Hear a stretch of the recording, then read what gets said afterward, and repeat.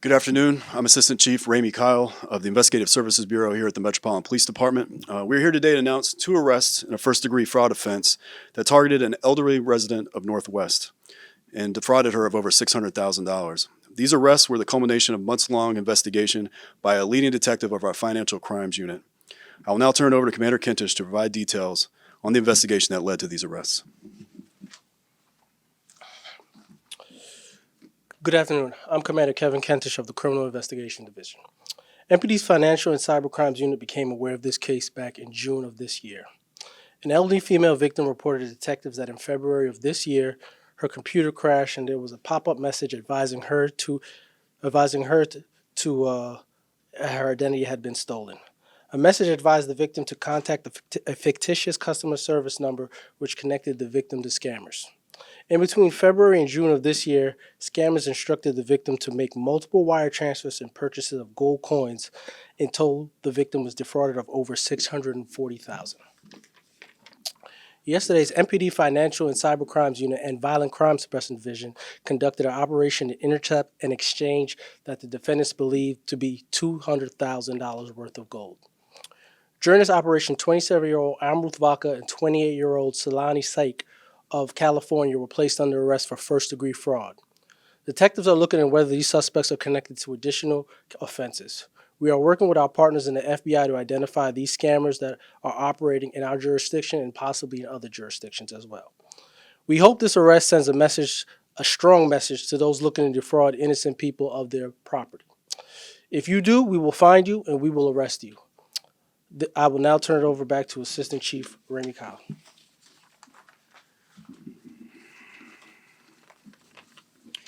Across the country, fraud is more pervasive than ever. Scammers are constantly evolving their tactics and are targeting people of all ages and all backgrounds.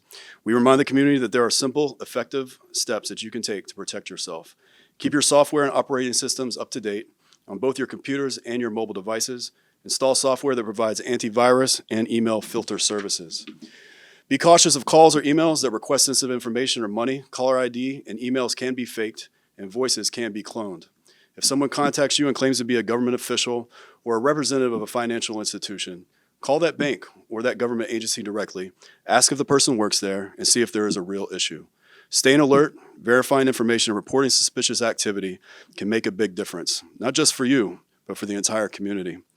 If you think you may have also been a victim of a similar fraud, you're asked to call us at 202-727-9099.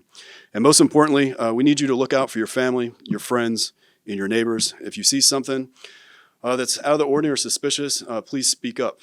In this case, the fraud was actually discovered, and our victim was alerted to it by a merchant that saw suspicious activity. And without that, she may have been defrauded out of thousands and thousands of more dollars. So we do think that that merchant as well. We'll now take a few questions if you have any. Yes. Yes. Can you say what nationality they are? I'll refer to our PIO and may be able to get that information for you later. Yeah. Walk us through, so she got an alert on her computer, got an alert on her computer, made contact, she thought with a financial institution. It turned out to be these 2 suspects.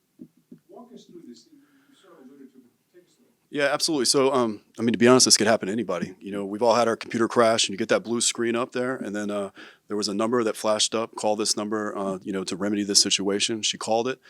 She ended up speaking to some people that took her down this long scam that resulted in thousands and thousands of dollars of loss. We do believe these 2 people that we arrested are obviously involved, but we do think it may be linked to a larger network, maybe linked to stuff up and down the East Coast and maybe across the country. As Commander Kent just said, they are from California. We do believe they flew here just for this fraud, for this time. And we do believe that there's additional victims out there, whether that's in D.C. or another state, surrounding state, or somewhere up and down the East Coast. So if you're out there and some of your family or your friends may be talking to you about a computer crash or purchasing gold bars or gold coins out of the ordinary, please contact us. Please contact your local law enforcement, and so we can look into it and stop it. They want her to purchase, so she gets I want to make sure I understand this. She gets the message, she contacts them, she thinks she's dealing with a reputable bank or a financial institution. Right. And then the people on the other side, these 2 folks and whoever are behind them, are then encouraging her to buy gold coins. Yeah. And then a merchant gets involved in this. Explain this.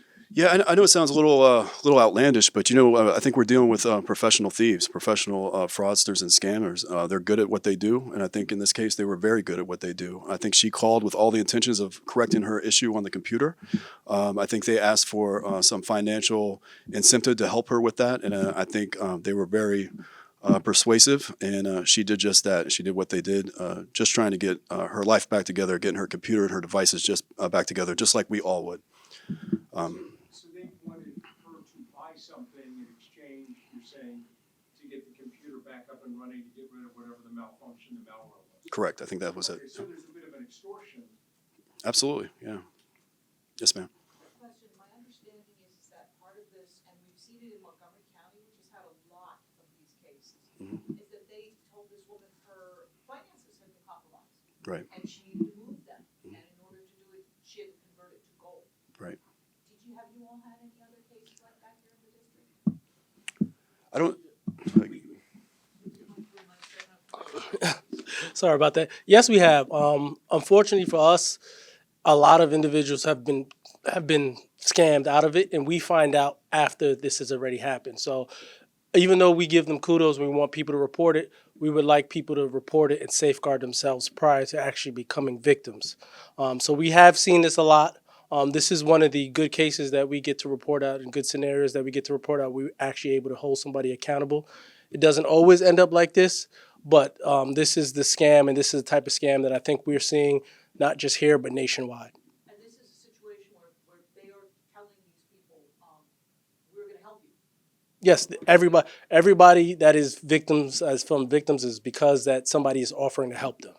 It doesn't seem to that person that they're being scammed. They think they're being helped.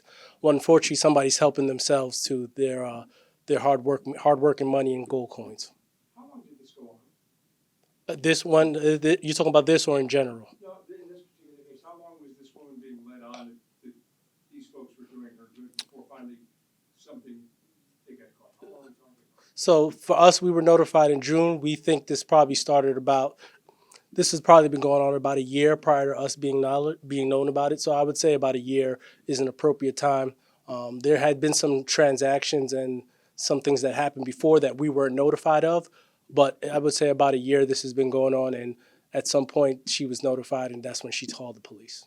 Did you say she gets some of her money back? That's still part of the investigation, but we are working to help her recuperate some of the money that she has lost. Just a couple questions to make sure I'm clear. So she got an alert. Did it say that her computer crashed or her identity was stolen, or was it like a hybrid kind of message? It was saying that her computer had crashed and she was compromised. Got it. And then she translated it into gold. Was it the merchant at the place that was? Who's the merchant that helped her? It was the merchant that she was making the purchases from. Buying gold from. Yes. And then the $200,000 you mentioned that you found $200,000. That's how much you found in gold, but she was scammed out of more than $600,000 total. So the $200,000 is what we had agreed during the operation. She had been scammed out of additional money besides that. Got it. And then the people were in DC here to, I guess, physically get the money from her. Is that when you guys made the arrest, or how do you find that? Yes. So the victim in this case was told that there would be an agent or a courier that would come pick up the gold from her. And that's why we believe these individuals, we know for a fact these individuals are from California and came here with the purpose to act as agents or couriers to pick up that gold from our victim. And you guys knew that exchange was happening, and that's how you were able to arrest them? Yes, we set up an operation because we believed that was going on. That's what our evidence showed, and we were correct. One final question. Did the victim, when the arrest was made, was the victim under the understanding that there was going to be an arrest? Did she finally realize that, hey, something's wrong here, or was she still kind of in the blue? I will say this operation was done with the victim's cooperation.